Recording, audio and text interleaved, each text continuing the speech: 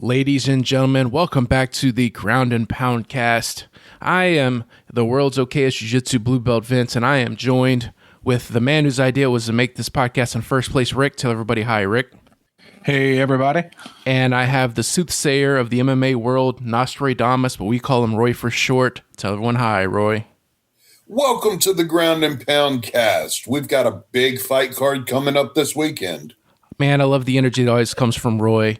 We have the entire Ground and Poundcast crew here today, and we're going to talk about next week's upcoming event. UFC Fight Night, Sean Strickland versus Anthony Hernandez. Luffy.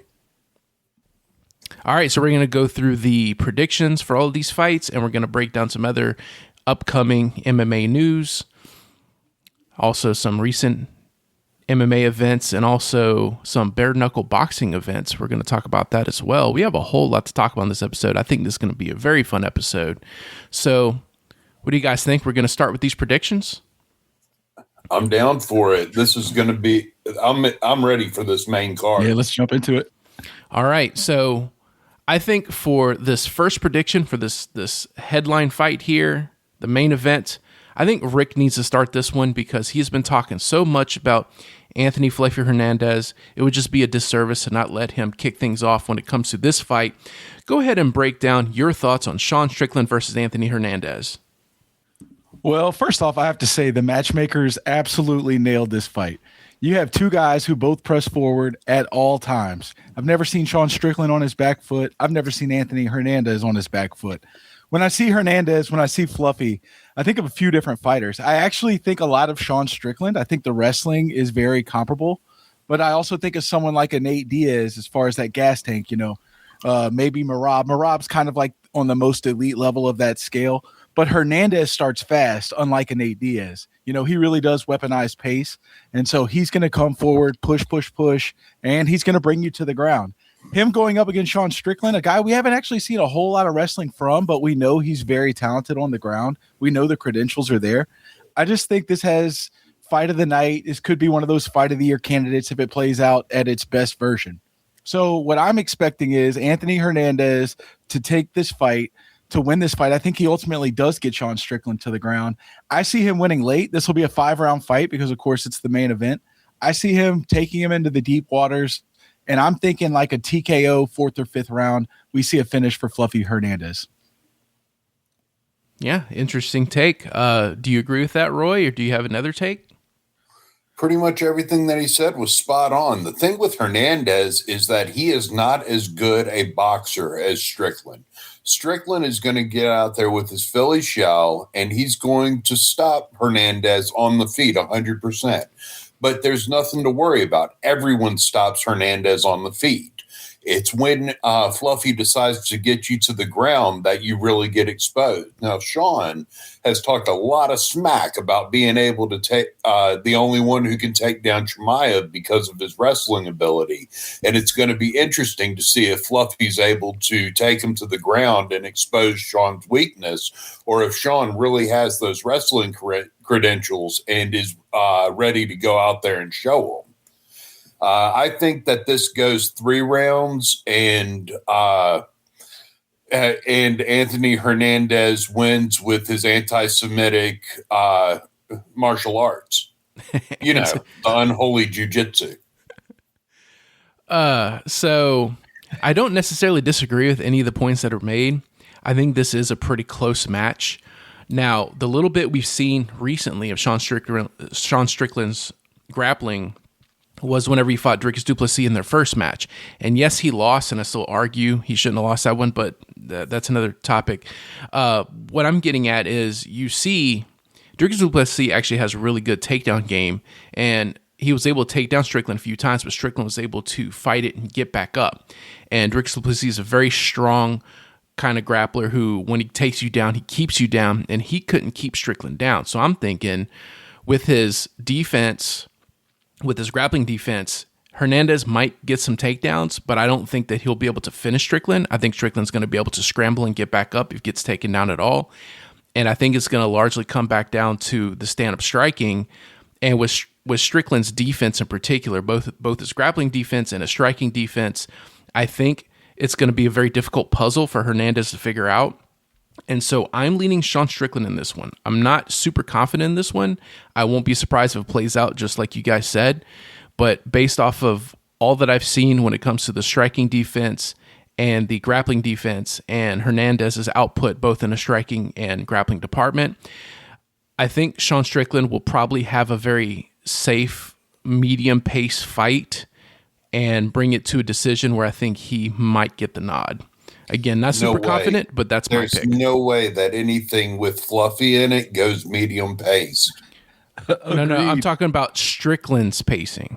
Yeah, he'll get dominated if he tries medium pace against Fluffy. But he's the kind of fighter that can make anyone fight medium pace. Like if Hernandez wants to try to push really hard, he's just going to stick and move, and it's going to basically force it into a moderate pace. That's what I could see possibly happening. I didn't know you were a Strickland stan. I'm not. I'm just pointing out the facts. So, no, I think Anthony Hernandez have a hard time not sticking his finger in Fluffy's open gauge deer. Better than another eye poke. We'll talk more about that soon. No, I look at Fluffy here, and I'm looking at some of these recent victories. He's beaten Kopylov. He's beaten Brendan Allen twice. Michel Pereira, who's actually going to be on this card. Andre Barriault, who we just saw fight last week. He's on a tear. He's won 9 in a row. Yeah. And I just think the way that he's pushing the pace in all of these matches, you see him just running through people. Sean Strickland's really not going to be able to dictate the pace, I don't think. But if he can, he wins. But I think it's Hernandez who pushes the pace, takes it to the ground, and the fight's just going to go wherever he wants it to go. That gas tank, like I say, man, it's just incredible. He'll just take you down at will. And it's something like we've seen out of somebody like a Chimaev where he can just take you down as he wants. I just see it going the same way, but can't wait for the fight. Sean Strickland's fun. It's going to be a lot of smack talk leading up to it. It's going to be interesting, but give me Fluffy, man. I'm seeing 8 in a row for Fluffy. The press conference is going to be really fun because, it's Strickland. Doesn't matter who he goes against. He's going to make it fun. That's going to be great. Oh, yeah. Again, I'm not super confident. I'm honestly not super confident in any of these picks. I went through the whole main card, and every one of these fights are toss-ups. So it's a testament to the new matchmaking for the Paramount era that this really is the 4th card, and we still have seen perfect matchups as far as skill level on all of them. Yeah. I do think this would be a pretty solid fight. I'm leaning towards Strickland, but we shall see. So I'm the odd man out on this one. And that's all right. Yep. All right, moving on to the next fight, we got veteran Jeff Neal. We all love Jeff Neal going against, it looks like Uros Medic. How do you pronounce it, Roy? Medish. Urus Medish. That's what we thought. Where is this guy from? He is from Yugoslavia. Yep, I mispronounced it at first. Can't say it on the podcast because we're PG rated, but I mispronounced this one bad. PG-13. I try to keep it, moderately paced for a broad audience. But pronunciations aside, how do we see this fight going down? How about Roy start off with this one? I think this is going to go with the profane name that I can't say, but Medish is on a tear. I think he's got a 4 or 5 fight win streak right now. His last loss was to Gary. And I think that he goes out there, weaponizes pace, uses his superior grappling, and ends this in the 2nd round. All right. So let's see. Rick, what do you think? Do you agree? Do you have a different take? Well, interesting you say the 2nd round. I'm looking at just his last 2 fights. This is kind of a statistical anomaly, but his last 2 fights have both ended 1 minute and 3 into the 1st round by TKO. So I'm going to go ahead and say, since he is on such a tear and he is doing well, I'm looking at another one of his victories. The victory before that was 2 minutes and 9 seconds into the 1st round. He gets his work done early. He knows you don't get paid the longer the fight goes. I think he gets in and out of there in the 1st round. Interesting. So once again, I'm the odd man out. I look at the overall record between these two. And if you just go off of those numbers, Uros Medish has a better win-loss ratio. That being said, when I look at who they faced, Jeff Neal has faced much, much, much better competition. He has wins against bigger opponents, better opponents than Uros does. And I think the veteran skills might come out here. Uros has not faced anyone as experienced and as good as Jeff Neal. I think that Neal might take this one. He does have not as impressive a win-loss record, but as I said, he's facing much, much better competition overall. So I'm leaning towards Jeff Neal, but once again, we shall see. Could go either way. Jeff Neal's the dog. If there's one guy who wouldn't surprise me to pull something out, even if he's not favored, it's going to be that guy. He's experienced, and as you said, has faced much better competition. That could come into play here. We see experience matters in the octagon, especially versus elite level fighters. Maybe there's something to that. Maybe he can make this go his way. I wouldn't be surprised. I don't see it. We shall see. All right, moving on to the next fight. I guess I've been waiting for you to pronounce this one. Dan Ige? Nope. Dan Ige is Dan Ige versus Melquizael Costa. Melquizael. What a name. That's what I think it is. It's Melquizael. Melquizael. So, Dan Ige versus Melquizael Costa. Another toss-up fight. Dan is on a bit of a losing streak lately. Let me look at the numbers. Well, not a losing streak per se, but he is 2-4 in his. He's 2-4 in his last 6. So overall, a bad series of fights. But the notes I have here, he has more overall losses lately. And Costa has an impressive 25-7 record overall for his career, which sounds incredible. It sounds like a veteran who's champion level when you see numbers like that. But whenever I go look at his record, he's faced a bunch of nobodies. He doesn't even have a Wikipedia page. I had to go over to Tapology and look, and he's faced a bunch of people, most of that I've never even heard of. So with the 25-7 record going against a whole bunch of nobodies, he's basically a can crusher. Dan Ige is hungry for a win. He's pretty inconsistent fighter. Unfortunately, he's one of those fighters that when he's on it, he could put on really good performances, but then he'll have other performances like he had in New Orleans when I watched him live. I told everybody around me, this dude's going to probably be in the fight of the night against Pitbull, end up being the worst fight of the night. So he's kind of inconsistent, but I think he's hungry for a win. And the fact that Costa's basically just a can crusher, he has an impressive padded record against a bunch of nobodies. I think this is a good fight for Dan Ige to get back in the win column. So I'm going with Dan Ige in this one. I agree with you. I think that Costa is being fed to Ige to get him back in the win column. You bring in somebody who looks impressive on paper but hasn't really accomplished anything. If Ige is able to beat him, he's back in the win column, and we can talk about a future in the UFC. If he loses, it's time to cut ties and move on from the Ige experiment. Yeah, I think that's fair. What do you think, Rick? So, yeah, we've talked about it before, and you've mentioned it, but, that 67% winning percentage, right? That's what we always talk about, like kind of gatekeeper status. Yep. EA's 19-10 with the win. He's right there. Classic gatekeeper. And so maybe that's what we see. Maybe we see that Costa's not ready for the big show. Ige kind of holds court and serves his purpose. I'm going to go with Costa. Don't really have much on him. I haven't seen any of his fights, but here's a guy who's coming in here. He's 5'10". He's got the reach advantage. He's on a tear. He's won 5 in a row. More to the point on Ige, he's lost 3 of his last 4. We talked about 2 in his last 6. So maybe he's just kind of past his prime a little bit. We did see him go against Diego Lopez in a great fight a couple summers ago. Yeah. And we all know how good Diego Lopez is. That was a great fight. It was a great fight. It's really just a matter of which Dan Ige shows up. If it's that version, then he's going to win going away. But if it's the guy we've seen recently, I don't know that he's going to be able to uphold that gate. So I'm going to go with Costa. We'll see how it plays out. Not real confident in my pick, but that's where I'm leaning. All right. Very good take on that. For this next fight, we got to let Roy kick it off because he is the heavyweight division guy. So we got this is going to be the fight that does not resurrect the heavyweight division. what? Sergey Spivak versus Ani Delija? This is not.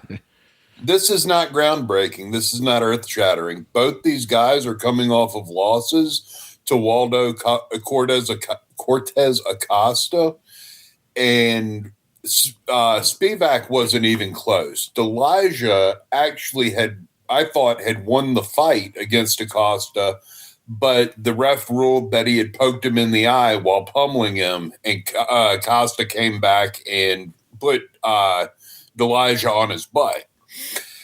I think Delija going to take this, especially with being a teammate of Tom Aspinall. He's got something to prove for his entire camp right now because of the garbage that's going on at the top of the heavyweight division.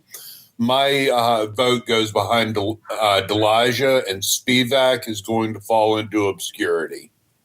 I think they're both going to fall into obscurity, but Delija's got a future. He really caught an unlucky break poking Costa in the eye. Did you see that fight? Yeah, I watched it, and you make good points. He was looking good up until that moment, but these are, we've talked about this before with the heavyweight division. We have all these people in the top 15 that are just stagnant names that aren't going anywhere, and these are just two more of those guys that I'm talking about here. And when I look at their overall records, Delija has a better win-loss ratio than Spivak, but I think just the fact that Spivak was able to survive to a decision against Waldo, whereas Delija couldn't, I'm leaning towards Spivak to get it, but you make good points that Delija was looking better in that first round up to that point. So, again, could go either way. That's my take on it. It's brilliant matchmaking. Really, they are doing next level job in the Paramount era so far of giving us fights where it's not obvious who's going to win. Yeah. What do you think, Rick? I got Delija winning the fight. I don't feel super confident in this either. I think, again, this is just the world of obscurity that is the heavyweight division. Once you get past the first name or two, it's just a whole bunch of – it's just a grab bag, right? And any of these guys can win on any night against one another. Nobody really stands out to me. I don't think Spivak is like definitely going to lose by any stretch of the imagination. But, again, I think you just, throw the names in a hat and pull one. This is a really good, well-thought-out fight. The matchmakers did a great job, but again, I don't know. We'll see. I just think Spivak's going to come up a little bit short. Hopefully he gets finished. Hopefully there's some kind of interesting impact to the division that we can see from this fight. But unfortunately, this division's just a trash can, and I don't know. I don't know that this fight's going to move the needle in any direction for either fighter. Yeah. Again, two stagnant names. We need more names to work their way up.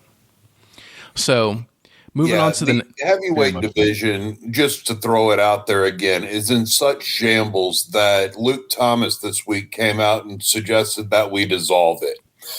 I don't think that we need to dissolve it, but Dana needs to throw some money into recruiting. Daniel Cormier has said that he's starting to train American wrestlers to transition into mixed martial arts and hopefully resurrect the division because it's in the toilet. You mentioned Luke Thomas, and I'm glad you did. A little side note, and I've mentioned this guy before on this podcast. I have a friend of mine that I train jiu-jitsu with who also does MMA commentary. He has a YouTube channel, Blaine Henry. Check him out on the Blaine Henry's The Fight Library. You can look it up on YouTube.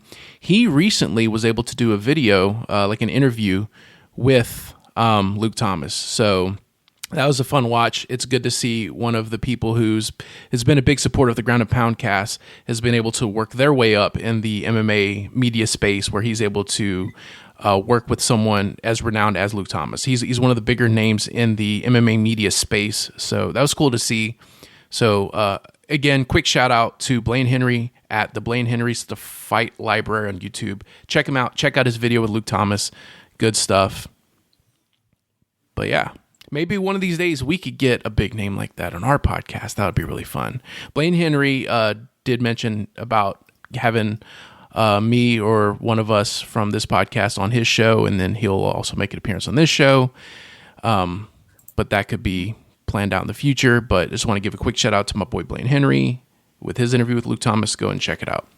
So let's move on to the next fight, a division that is not stagnant at all. One of the better divisions, the welterweight division. You have two guys that are, I don't know if they're making the UFC debuts, but I know that they're earlier in their career. You got Jacoby Smith has already fought in the UFC twice and once on the Contenders Series, and Josiah Harrell is making his debut. Gotcha. So I have their records here. They're both 11-0, and they have one decision win. All the rest have been by finish. See, I have here, it's 6 KO wins and 4 submissions for Harrell, and it is 8 by KO and 1 by submission for Jacoby Smith. And again, like almost perfect matchmaking. Two guys who are 11-0 that are newer in the UFC, that are trying to work their way up with an almost perfect finish rate, just one decision each for both of them. On paper, these guys are almost dead even. So I had to do a lot of homework on these two. I watched as much footage as I could, which was very little. Both of them have wrestling backgrounds, but they also have some jiu-jitsu and striking in their arsenal as well. But I think it looks like they have collegiate wrestling in their arsenal as well. And I watched the little bit of footage I could find on these two, and it's almost dead even. But I'm going to go with Josiah Harrell because one thing I noticed about Jacoby Smith in his recent fight, his recent UFC fight, I don't know if it's the most recent or the one before that, he's one of those fighters who blitzes really hard early on. He pushes, like he comes out guns a-blazing and gives everything he's got, but then he slows down drastically. It was the first round. He was about 3 minutes in. His guard was dropped. He was breathing heavy, and his pacing dropped so much. He got so much slower because it seemed like he burned himself out early on by pushing so hard for those first few minutes. Where when I look at Harrell, I don't see those issues with him on the little bit of footage I could find. So if that's the case, Smith looks like one of those guys who pushes really hard and could possibly gas out. And if that happens, I think Harrell's going to take over and he's going to win this one. So I don't know if Jacoby Smith has maybe some cardio issues or some pacing issues, but as impressive as the record is, that is a little bit of a flaw that I noticed that I think could spell disaster for him and could result in him losing his undefeated record going into this fight against fellow undefeated Josiah Harrell. What do you guys think? Go ahead, Rick. I'll take third on this one. I'm going to take Jacoby Smith. He's from Dallas, Texas. Here's some expert analysis for you guys. He is from Texas. They're fighting this in Houston. He went to Oklahoma State to wrestle, which, of course, is where Daniel Cormier went. And he was very successful in his collegiate career. And, you know, if you're a wrestler, that's the best base for any of the martial arts. And so when you go to MMA with that base, and then you look at a guy who's 11-0 with 8 KOs or TKOs. So I just think he's very well-rounded. Maybe the pacing is an issue. Maybe that's something he's fixed. But considering he can knock you out, he can take you down, and they're both undefeated, but he's yet to lose, and he's the hometown kid, give me Jacoby Smith. Fair enough. What do you think, Roy?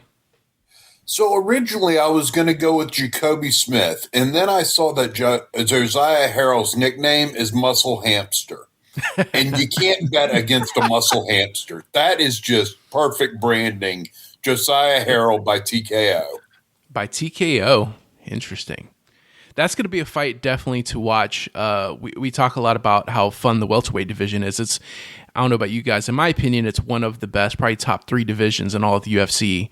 And seeing young up-and-comers, you know, that are undefeated, good prospects on our hands here. So I'll definitely be tuning into this fight with a keen interest.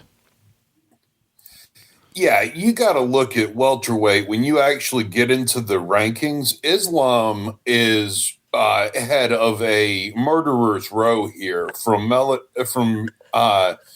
Jack Dingo's Ate My Mama to Carlos Pratis. I mean, Jeff Neal is number 12. That's insane. Leon Edwards is number 8, as good as Leon is.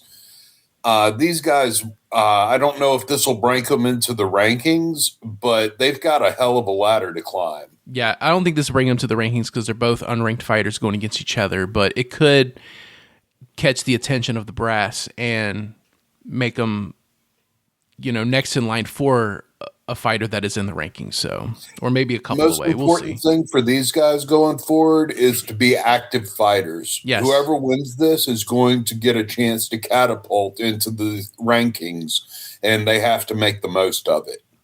absolutely correct.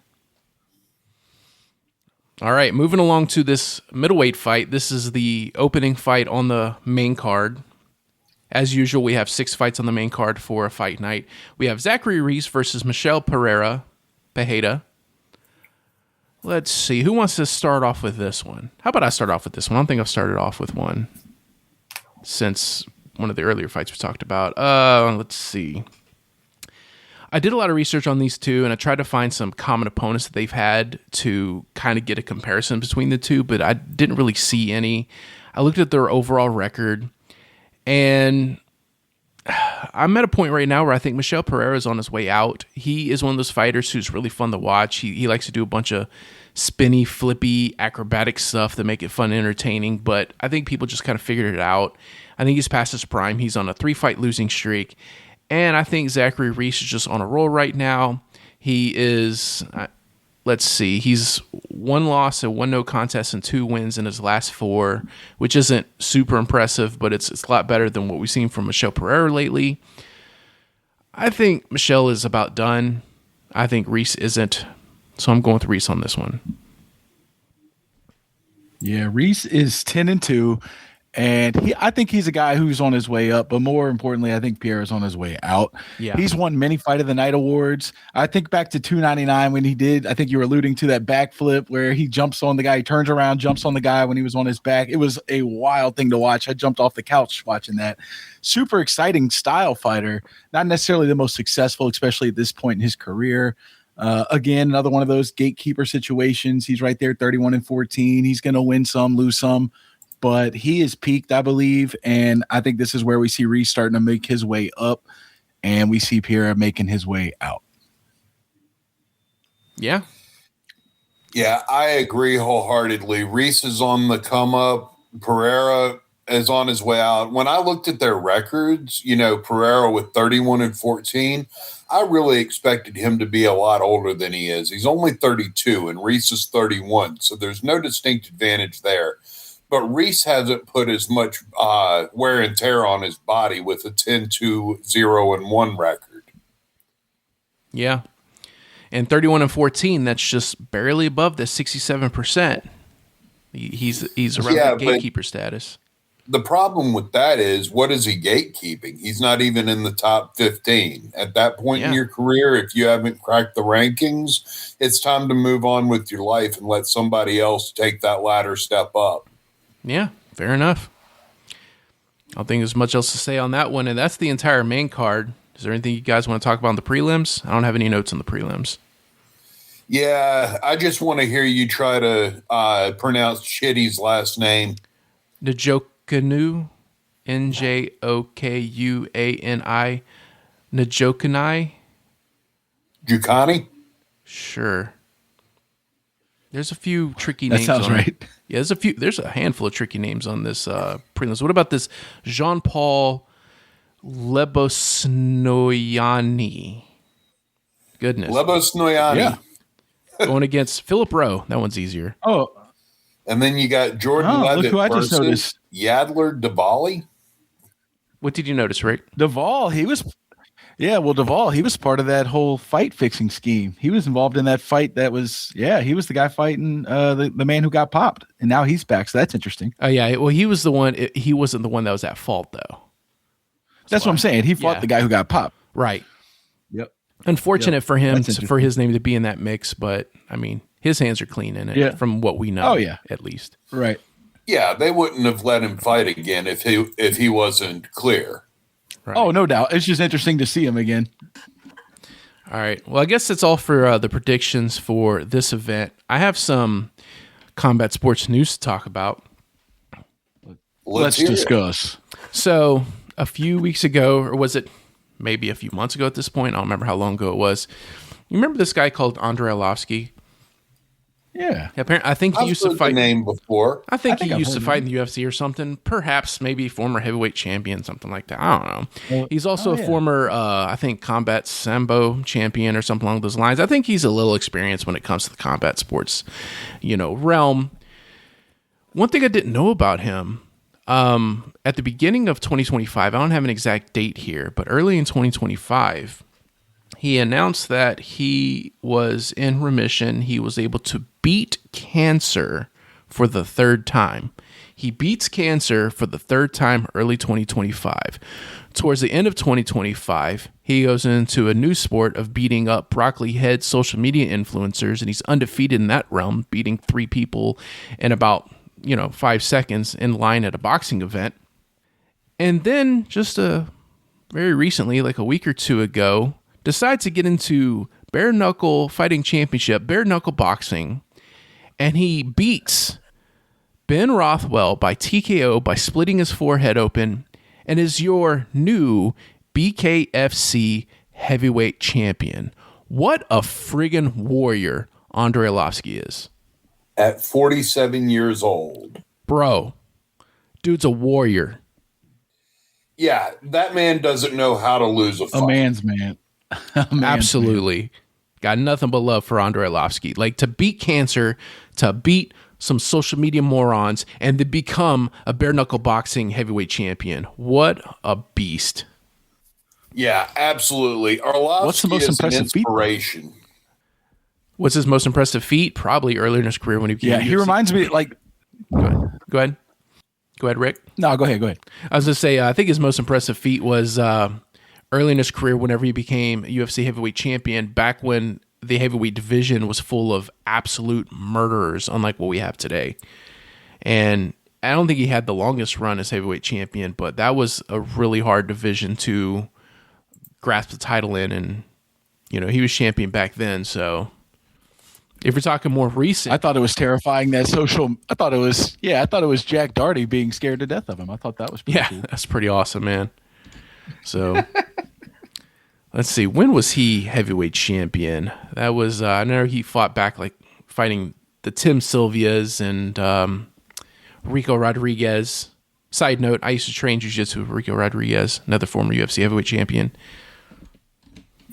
Fun fact, he has a loss to Waldo Costa or Cortez Acosta.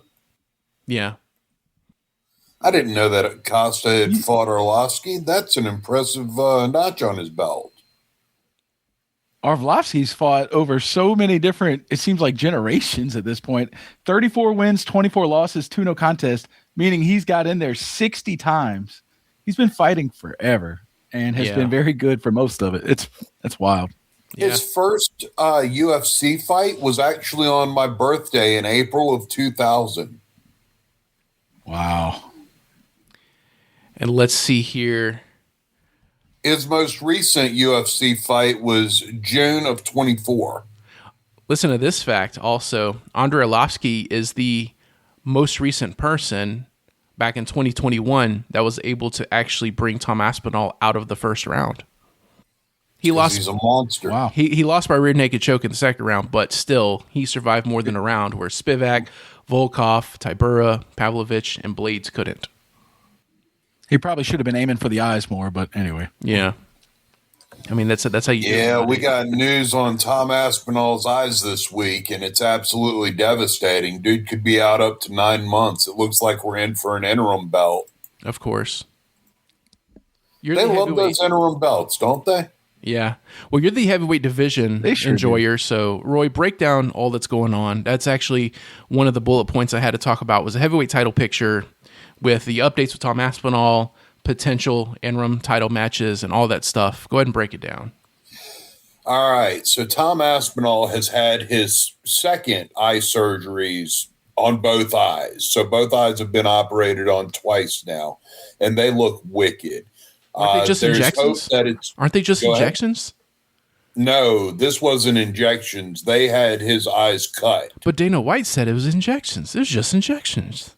Yeah, Dana White doesn't need to fucking talk about Tom Aspinall's eyes. Just like he said, don't say a word about him. But Aspinall, it looks like, could be out up to 9 months. So in the interim, there's rumors. The scuttlebutt is that Cyril Gane is going to fight Alex Pereira, giving Pereira the opportunity to become a 3 division champion.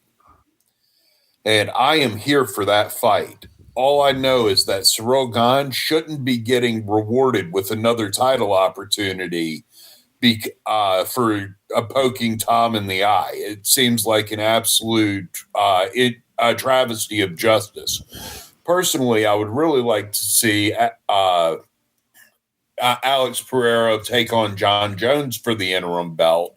And that's with my forever stance of Jones doesn't belong anywhere near a belt again. Yeah. But if I have to choose between Cyril and Jones, I'm choosing Jones. Yeah. Sounds about right.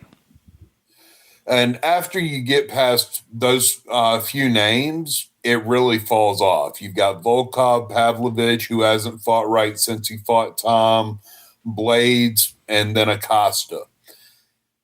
I mean, I guess you could jump Acosta up to give him a chance against Pereira.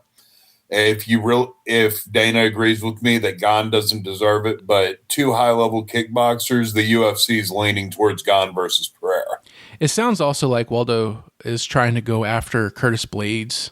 So I think in the meantime, while we go through this interim picture, I think that would be a good fight to have Waldo go against Blades, because Blades is, I don't have the rankings in front of me immediately. Let's see. Number Blades, 4. Number 4. So I think maybe if we're talking about putting Waldo in that picture and he was already talking about wanting to fight Blades, I think that's a perfect matchup to have. If he beats Blades, he puts himself in the title picture. If he doesn't, well, then he doesn't, you know? Yeah, I mean, Blades is the only one who on paper has a win against Aspinall, so it would definitely earn him the title shot. Yeah, there's a big asterisk next to that win, but regardless, I mean, even outside of that fact, Blades he's ranked number 4 for a reason. You know, he beats, most people he goes against. He's also the first person in UFC to beat Jailton Almeida, so we at least love him for that. Hell yeah, we do. Yep. Now that Almeida's gone, the UFC really is focusing on entertainment over win percentage, because the guy had a 95% finish rate. He was boring to watch. We have all complained about Almeida to the high ends of the earth. But the truth was he did have a high finish rate and his style was effective. If he went back down to 205, he would have been a competitor. Yeah. A sleepy competitor, but a competitor. Yeah, and that's actually something we didn't even get to cover last week. So I think it was announced right after that Jailton Almeida has been cut from the UFC. Did we talk about that last week? I can't remember. No, it hadn't happened when we recorded. Gotcha. So, yeah, he's been cut, and we talk about he has a 90-something% finish rate. But as I said, I know I said this on the last episode, those were against a bunch of nobodies before he's in UFC. He comes to the UFC and he kind of hits a wall in competition, and then he's not finishing people anymore. He gives us a bunch of boring performances. So no, that is in the UFC that he has a 95% finish rate. Are you sure about that? Look at his record, brother. His overall record, not his his UFC record. Look at it. Let me double check. He actually has a ridiculous finish rate. Well, see, in the UFC. Okay, yeah. So, starting in UFC 2022, TKO, submission, TKO, submission, decision. He lost to Curtis Blades. Decision, TKO. Huh, interesting. It doesn't feel like it. No, because he's such a boring fighter. But I had to go back and look, and he really does finish fights. Interesting. I just think of like his Derek Lewis fight where he just grinded on him for 15 minutes. And he tried to do the same thing for Blades. He did it for one round, and then it was like a repeat of his Derek Lewis fight. But then Blades is like, no, you're not doing this to me 2 rounds in a row. He ends up flipping one of his takedown attempts over on him, got on top of him, finished him by TKO. He beats Spivak and Romanov. I don't even remember those fights. I know I've watched them. I just don't remember them. And then he grinds Volkov. He just lays and prays on him for 15 minutes and then loses because Volkov is punching him from bottom. And then he loses in a very close decision to Kuniev. So, yeah. I think what it is recency bias, probably. The most boring fight of the year. Yeah. Yeah. Yeah. Probably. I agree with the decision to cut him, but it really does raise questions to what is the standard to keep your spot in the UFC in this new era. Yeah, I saw a lot of talk about this on social media. People are saying, okay, how are you going to cut Jailton Almeida? Yes, he's boring. We don't like him, but he still wins a lot more than someone like, say, Tai Tuivasa, who's on, I think, a 6 or 7 fight losing streak. Yeah. And how does he keep his spot? And it's because people like him. He sells. People enjoy his fights even if he loses. At the end of the day, it's still the entertainment industry, and that's something that even us purists have to remind ourselves of. Because I look at it and I'm seeing this guy, and I'm like, well, Almeida's winning at this high clip. The finish rate's there, but just from somebody watching it, I'm just always bored. So at the end of the day, you still have to make sure you're entertaining people, and maybe that's kind of like the rough part of the business. A lot of people might look at that and say, well, if he's winning, he shouldn't be cut. But again, are you entertaining? And I don't know anybody that was ever entertained by an Almeida fight. I had a friend over, and it was football season a couple years ago. LSU was playing Alabama. And I said, look, man, let's at least flip over for the main event, because it was Derek Lewis, the knockout king. And I was like, surely he'll knock this Almeida guy out. And we watched Almeida lay on the guy for 15 minutes. And my buddy was like, I can't get into this. I'm like, dude, if that was my first ever UFC fight, I wouldn't be into it either. So there is something to be said for make it fun. And Almeida just never makes it fun. Yeah, and it really does create a conflict when you look at that. You're like, what's more important, performance from like a skill set and winning value, or people just enjoy watching their fights value? And it's why Conor McGregor can come back and headline an event tomorrow. Right. I mean, it's just, that's what it is. Fair or not, that's just how it is. Yeah, I kind of understand the balance to a point. It just kind of is what it is. Yeah. So, but that I'm looking at the heavyweight division, and we talk about it all the time. If you do have Cyril Gane versus Alex Pereira, I get it. But at the same time, I don't think you should reward bad behavior. And Cyril Gane obviously was involved with one of the most horrific eye poke scenarios ever. But who else would you have him fight? If John Jones, I'm hearing he may not come back, who knows? But if he's not coming back, then who else would you have in there? I mean, to me, after Gane, it's like you really can't justify a Volkov or a Pavlovich or a Blades or even an Acosta. Acosta feels kind of like a reach. Blades feels kind of like a reach, although he does have that one technical victory over Aspinall. He didn't go out and win the fight, in my opinion. So it's just such a shallow division. You almost have to do something like Pereira versus Gane just to get intrigue. People are going to hate on Gane because of what he did. People love Pereira. So you'll have that natural balance of people want to see somebody win and somebody lose, but it just seems so awkward to have Gane in a title fight he doesn't deserve. Yeah, it is a testament to how weak the division is when you have Volkov and Pavlovich at 2 and 3. Yeah, what Dana needs to do is go make amends with Francis and let Francis come put Gane into Night Land. I'd love that. I think everybody could get behind that. Yeah. Well, Francis is the lineal champ, and bringing him back to eventually face Aspinall would be the best thing for the division and would really get it going again. Yeah. It would be a spark for sure. And speaking of the heavyweight division, another name that we've talked recently, we keep talking about wanting these newer names to work their way up. Waldo is one of the names, although we're starting to think he might be falling off. Another name, Walker. Yes, I was just about to get to him. I want to talk about Walter Walker. So Walter Walker recently competed in a jiu-jitsu match at Karate Combat, of all places. And you know that Walter Walker is the heel hook king. He is going to tear your foot off if you get a hold of it. So what did they do? They put him against a man in a jiu-jitsu match who has no legs. He still went for the heel hook. Yeah, and I think I know why. I think I found out why, because it didn't make any sense. Like, he gets it to like a scramble, then he falls back, and you see him hook his arm in a position like you would try to get a heel hook. And I was like, is he really that dumb? Like, what's going on here? Or is it like just some crazy level of muscle memory? And it was later revealed that Alex Pereira and him were talking, and Alex did a bet telling him to go for a heel hook. So I think that was just him kind of doing that to be a little silly, because Alex Pereira tried making a bet with him to go for a heel hook on a guy with no legs. I think that's what it was. Yeah. But there's more to that story.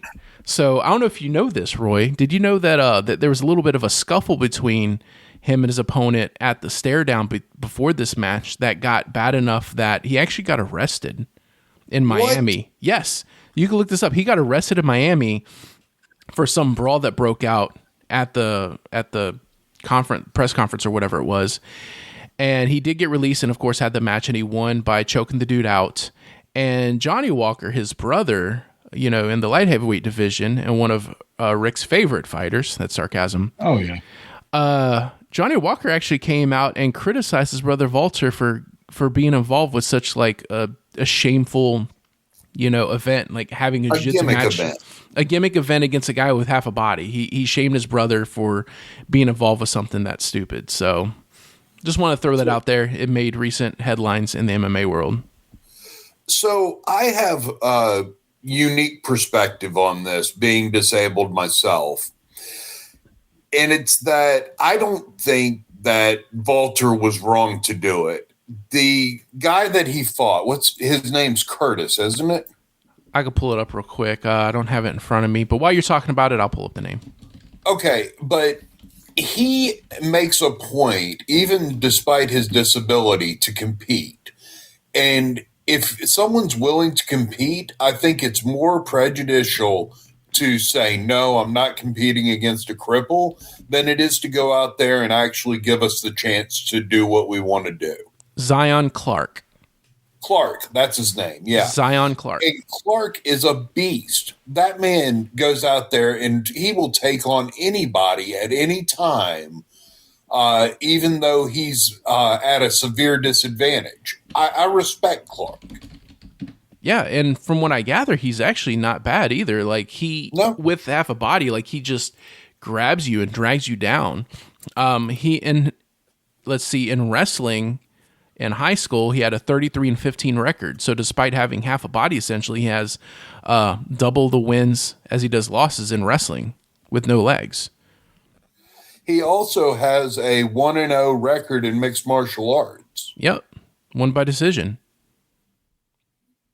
So, hey, that shows that, sometimes you just need to not let disabilities hold you back. To a point, I understand that not every disability is the same, but I'm just saying that, with enough drive, you could overcome physical obstacles like that. What's interesting is this guy is muscular as all get out. Oh, he's only 3'2", but he weighs 135. He could legitimately fight in the featherweight division. Bantam, yep. Yeah. Bantamweight, yeah. Yeah, but he's built like a heavyweight or at least a light heavyweight. He's all upper body, and I mean that figuratively and literally. You have no lower body. All you could do is work out your upper body, and he is just like shoulders and arms are just crazy. Yeah, Zion Clark's going to fight a lot more in karate combat and such going forward, and I'm excited to see what he can do. Yeah.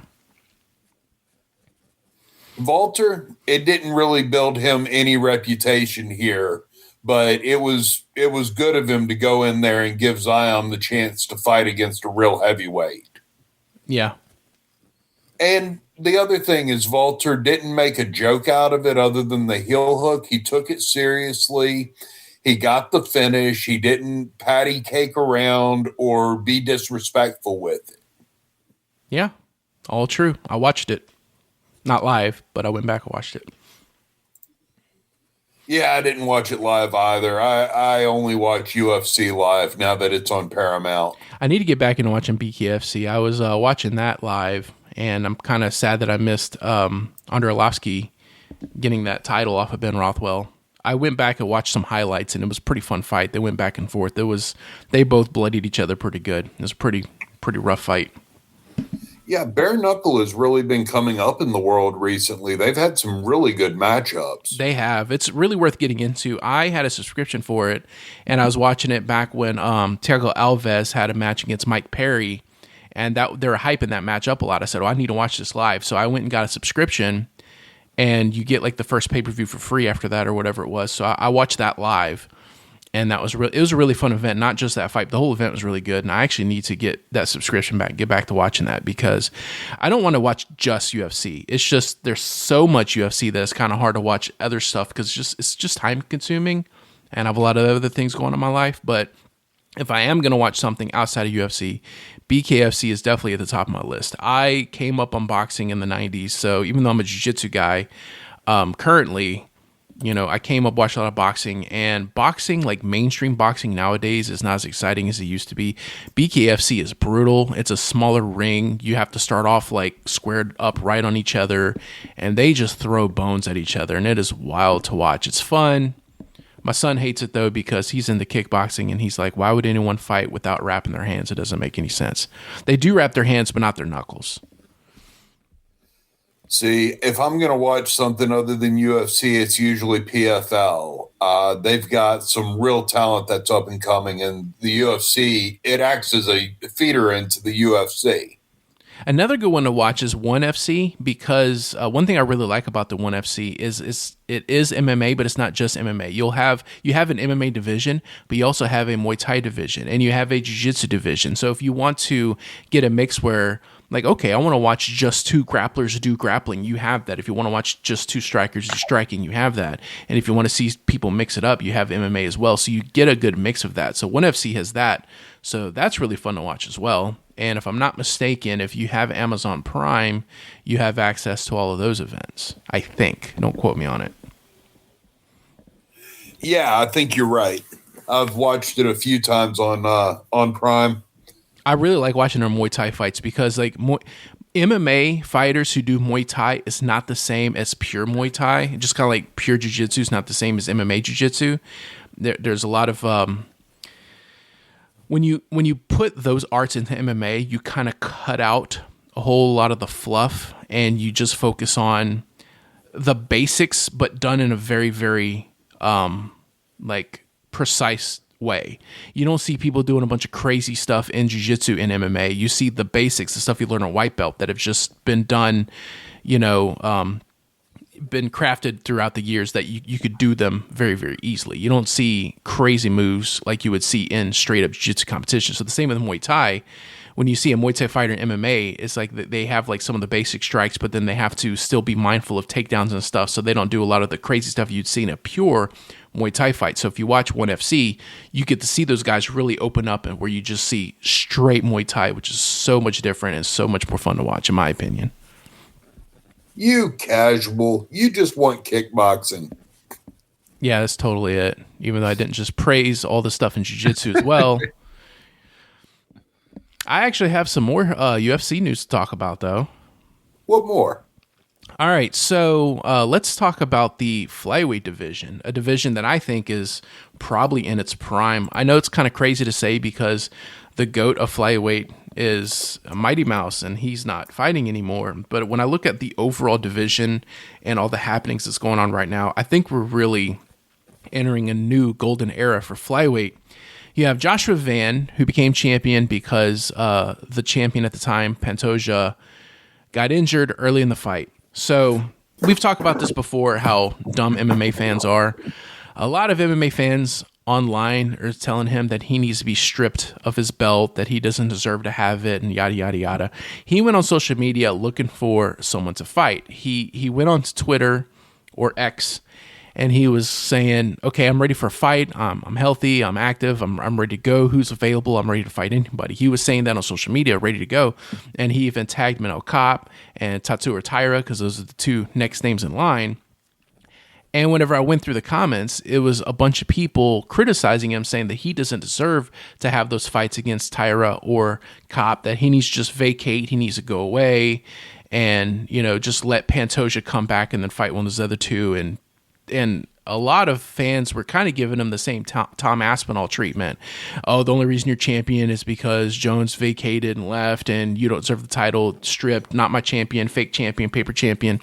So he goes back on Twitter. He goes, are MMA fans really like criticizing me for wanting to fight? Isn't that really weird? And I think it is weird that the MMA community is now turning on fighters who just want to fight. There's no drama behind it. He's not coming out and being rude or anything. He's not ducking fights. He's doing what he should be doing as a fighter, and fans are hating on him. And I don't quite get that. And I think that we are in a new low when it comes to MMA fans. Not our fans. The Ground and Poundcast fans are the best of the bunch. But based off of the stuff that I've seen online and all the hate that Van is getting, I just don't really get this, and I don't really think it's fair. I understand that there is an asterisk next to his title reign, the fact that he did win off of an injury, but that doesn't need to result in him getting hate for it and saying that he needs to be stripped. He needs to, be forced to vacate it and then just let other people come up. I don't really get that. What do you guys think about that? He may be a paper champion, but it's construction paper. It's got some heft to it. You get what I'm saying? I suppose. I mean, I don't fully agree. Yeah. That he's willing to go out there as champion and say, I want to fight, builds a lot of credibility with me. I agree.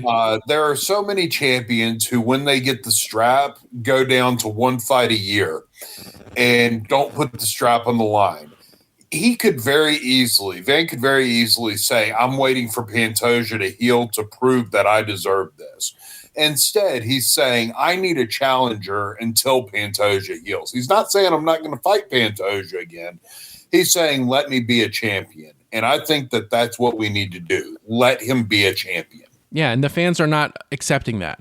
I don't get it. I can't stand that kind of talk, but that is the talk that's going on right now. They're all hating on him, tell him that he needs to just vacate, that he needs to be stripped.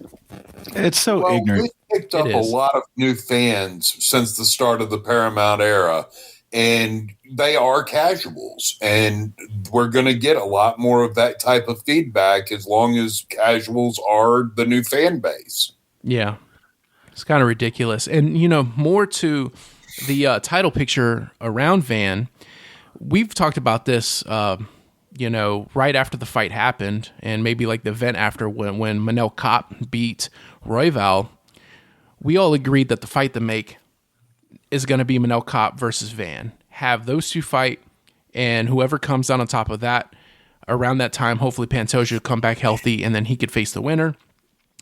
But Manel Kape recently took to social media saying that he's been told that he is not going to get the next title shot, that it's going to be Tatsuro Taira. And we've talked about those two names being next in line.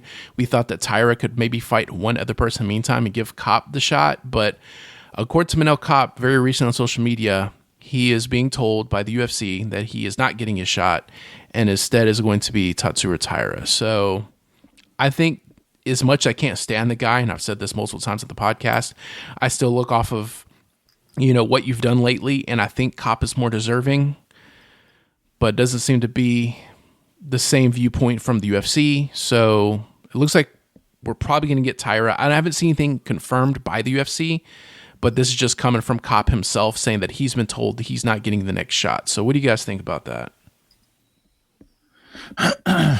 Well, I think Kape deserves the next shot, even though he is Mr. Eye Gouge himself. That guy puts on they're talking about exciting fights. His style, the way he kind of walks you down, he pushes the pace. He seems like a guy who should be in a spot right now to fight for a title. I think Van wanting to get back in there is obviously very commendable. As fight fans, we should all want to see fights. That seems pretty common sense, but apparently it's not. Which for whatever reason is what it is. But to have Van be in there, be active against the bigger names, I think Kape's the bigger name. I do believe that. And so that would be the contest I would like to see. And then, of course, from there, if you wanted to fight Taira, so be it. I don't know if you'd keep him busy with someone else. It looks like the UFC is going in that direction, though. So that begs the question, who's next for Kape? And so that's something to ponder. But Van going out there and wanting to fight should just be nothing but a positive. The UFC should look at it like nothing but a positive. And the more fights he gets / wins, the bigger that Pantoja rematch becomes. If he goes out there and gets another win or two before that fight, you're talking about taking a fight that was going to get a lot of hype, and now it becomes almost like a mega fight. Like, all right, we're going to get our real title shot again, except now we know Van is even more worthy. There's a lot of positives in him fighting. So, absolutely. What do you think, Roy?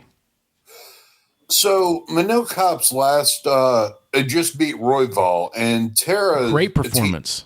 Great performance, by the way. Tierra's last loss was to Royval. I think that alone is enough to say that Cop should get the nod.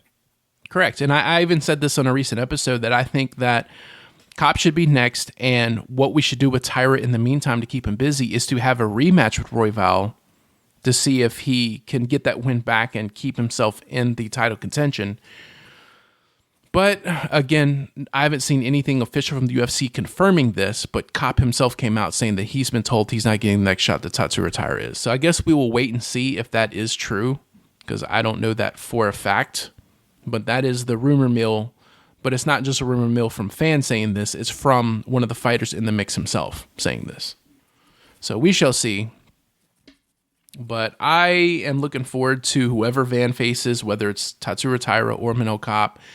I'm ready to see this guy actually silence some doubters, and hopefully he can keep the title and build up a really big rematch against Pantoja, who is the best, if not the second best, flyweight champion of all time. Easily top two. Easily top two. No one else comes close. Right. No, and there was a good chance that if he hadn't broken his arm, he was going to break Mighty Mouse's record for most title defenses. Yeah. He was at the time of that loss going into it, he was the longest reigning champion the UFC had at that time. And that's saying something. Absolutely. We're going to see Pantoja come back. I just don't see that being the end of the Pantoja story. Right. Now, when I say that he was the longest reigning champion, that's for that particular title, because technically Islam would be, but he vacated and went to a new title, so that changes that. But also, if I remember correctly, Islam winning lightweight and Pantoja winning flyweight happened close to the same time. I think within a few months of each other. I think they did. Yeah, they did. So great fighters. Yeah, very much so.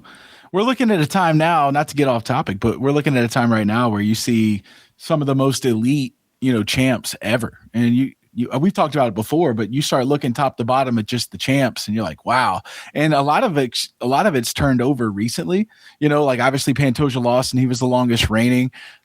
We saw Volkanovski lose and then of course get it back. We've seen some kind of, back and forth a little bit over the last year or so, but like the Chimaevs of the world, like who's going to beat Chimaev? We're talking about all timers right now holding belts at certain spots.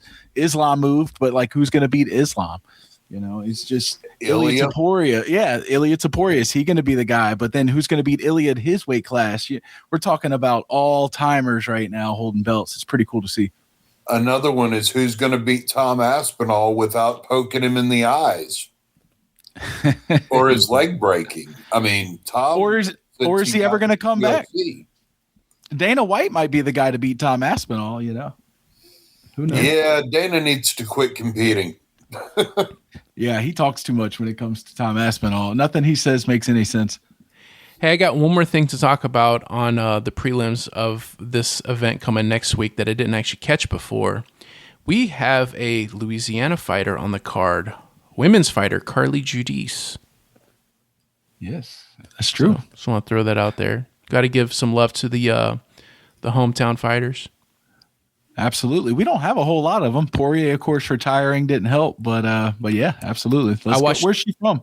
She's from Lafayette. I watched her fight in New Orleans. Nice. Actually, she won against Nicole. She was impressive. Cagliari. Yeah, that was the first fight of the night, wasn't it? Yeah, it was the very first fight. I actually have pictures of when she was walking out, where I took a picture of the big display above the ring, like in the middle of the arena.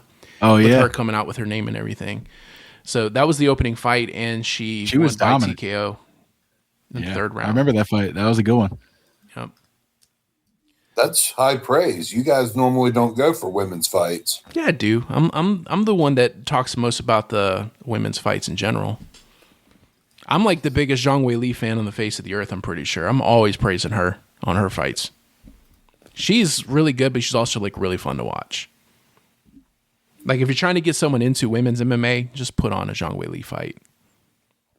Except for when she fought Valentina Shevchenko. She was just kind of outsized and outmatching that one, but still. Yeah, wrong weight class. In her weight class, she reigns supreme. Just so good. She has a really good fight IQ. I know we're kind of steering off topic here, but good fight IQ and just well-rounded, good striking, good grappling. Just very good.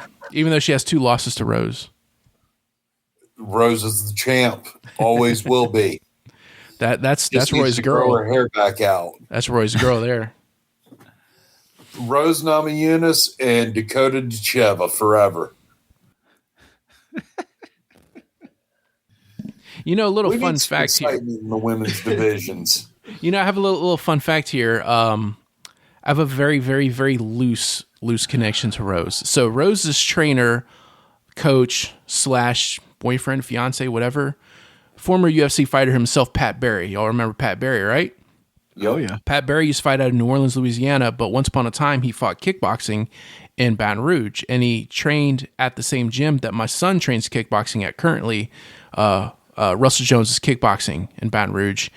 And so I guess they used to live in the Baton Rouge area. Pat Barry has a brother named Andrew Barry.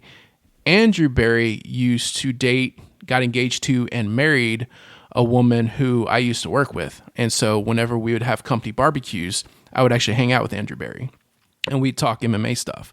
Here I'm just hanging out with a professional fighter's brother at a company barbecue and company crawfish boil, talking about UFC stuff. So I just want to throw that out there real quick. I got to hang out with Pat Barry's brother. I know it's a very loose connection to the MMA world, but it's still kind of a fun fact. So anytime Rose had an upcoming fight, Andrew and his wife, Erin, we would all talk about being excited to see Rose have her fights. That's back whenever Rose was champion or in the title picture at least.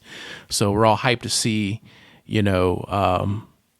my coworker's husband's sister-in-law essentially fighting for championship. So that was a fun time. That was a good handful of years ago. Cool. Yep. Well, you got any other MMA news for us to cover? That's all I got. I did a bunch of browsing today trying to find new things to talk about, and that's basically it. There's actually a pretty good amount of news to talk about that I was able to pull for a slower week. And also, I want to make a quick correction from last week. Roy, you and I were talking about watching Kung Fu Fury in theaters. That was not the movie. It was Kung Fu Hustle that we watched. Yes. We mentioned Kung Fu Fury, which is another comedy martial arts movie that's definitely worth watching, but that's not the one we saw. I just want to throw that correction out there. It was Kung Fu Hustle that we saw, which is still one of my favorite comedy actions of all time. Just want to throw that out there. The best comedy action of all time goes to Kung Pao Enter the Fist. I don't know what my favorite comedy action would be of all time. You could almost say Die Hard, but that's very loosely calling it a comedy action. It's an action, but it has a lot of comic relief. So I don't know if that counts. Movie. It is, but it's an action with a lot of comic relief. So I don't know if you technically call it a comedy action, but if you did, that would be my favorite. It's an action Bruce Willis Christmas comedy, sort of. Yeah, I like Rush Hour. That's a great one. That whole series is great, actually. Did you hear that they're pushing for a Rush Hour 4? I did not. Yeah, the president is actually leaning on the studio to make a Rush Hour 4. Interesting. Very interesting. Looks like it might be in production already. Yeah, I'm excited for it. I'm a huge Jackie Chan fan.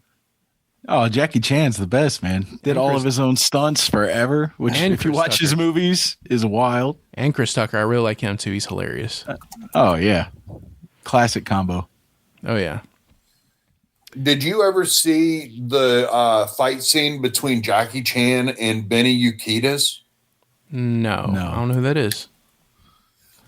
This was before Chan moved to the United States to do everything. It was in, I want to say, either Wheels on Meals or Dragons Forever. It's one of the best choreographed fight scenes of all time. Chan wanted everything to look real, so they actually hit each other. Wow. I remember watching Legend of the Drunken Fist, if I remember correctly. That was the name of the movie. It was actually a sequel of Drunken Master. But the first one was a very low budget Hong Kong movie, and the second one was high enough budget that it actually hit the US and was kind of popular. And a lot of Jackie Chan movies, when the fight's over, they show like outtakes and bloopers and behind the scenes stuff in the credits. And they actually showed like after the final fight in that movie that they were both like sitting down getting medical attention from medics and stuff, because whenever they're having an action fight that fast, like punches going to slip through. You can't just stop. Oh, you really hit me. We got to start up. They just have to roll with it. And so when that choreographed quote unquote fake fight was done, they were both pretty busted up and actually needed some attention because they were really landing some good shots on each other. Yeah, and Drunken Master was Drunken Master was absolutely epic. Jackie Chan using the alcohol from the forge to unlock his potential just had me enthralled in the moment, and the fighting was so well done. That's, I think, one of his best movies, to be honest with you. Yeah. It's the best two movies out of his entire collection. Yeah, so it's it's Legend of Drunken Master. So you have Drunken Master, which is the first one that came out in 1978. I didn't realize it was that old. Then you had Legend of Drunken Master, which is the sequel to it, that came out in 1994. So 2 decades later. But that one's really, really good. Now, it's embarrassing to admit, but my favorite Jackie Chan movie is actually Shanghai Nights. Not Shanghai Noon? You like Nights better? Not Shanghai Noon, Shanghai Nights. All for the bath scene where they're getting drunk and they're in the bubble bath. I haven't seen it. I don't think I've seen that one. I know I saw Shanghai Noon, but it's been a very long time. You got to see Shanghai Nights. A sequel that surpasses the original is rare. Yeah, there's a few out there. Well, anyway, I think that's all we got on the martial arts, movie, MMA, bare knuckle boxing world to talk about this week. Anything else you guys want to say before we sign off? No, just watch that main event next week. Watch the whole card, but I do think that main event is going to be epic. Oh, yeah. Yep. I'd like to thank everybody for joining us on the Ground and Poundcast. We'll be back next week with our analysis of everything that happens in this card. Go Fluffy. Yep. Fluffy. So make sure you like, subscribe. If you like our show, tell your friends. If you don't like our show, tell your enemies. Share with your friends. Try to build up our numbers and make this podcast become as great as we possibly can make it. So thank you for tuning in this week, and we'll see you next week and break everything down. So thank you and have a good one.